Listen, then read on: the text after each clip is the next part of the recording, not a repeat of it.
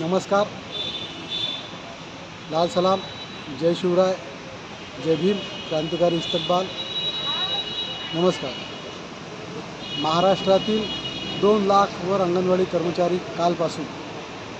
कालच्या मंत्रिमंडळाच्या निर्णयावर लक्ष ठेवून होते की मागील जे मंत्री होते लोढा साहेब त्यांनी जे आश्वासन दिलं होतं की अंगणवाडी कर्मचाऱ्यांना पेन्शन देऊ, त्या आश्वासनाची पूर्तता अद्यापपर्यंत केलेली नाही।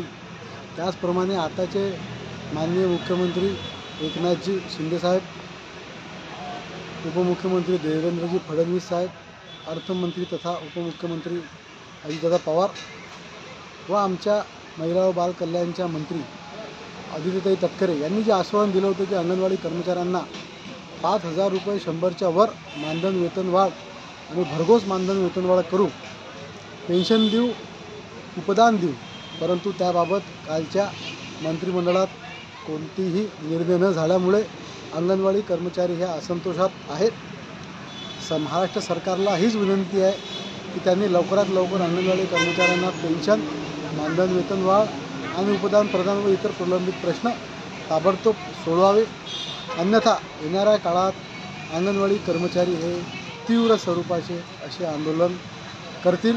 हे आंदोलन टाळण्यासाठी महाराष्ट्र सरकारने मुख्यमंत्री, उपमुख्यमंत्री, अर्थमंत्री, महिला बाल कल्याण मंत्री यांनी लवकरात लवकर अंगणवाडी कर्मचाऱ्यांचे प्रश्न निकाली काढावे। अंगणवाडी कर्मचाऱ्यांनी खचून न जाता गटप्रवर्तक जशा आशा कर्मचाऱ्यांचा निर्णय लागल्यानंतर लढल्या, त्याचप्रमाणे आपल्याला सुद्धा लढण्यासाठी तयार राहा। आपण आतापर्यंत 60 रुपयापासून लढत आलो, म्हणून जिंकत आलो, म्हणून लढत राहा, आपण जिंकत राहू। महाराष्ट्र आणि केंद्रीय सरकार या पहिलेही हारलेली आहे, यानंतरही हारेल, आपण जिंकतच राहू। आपण या अगोदरही जिंकलो आहे, यानंतरही जिंकू, एवढंच सांगतो आणि थांबतो। इन्कलाब जिंदाबाद, लढेंगे जीतेंगे।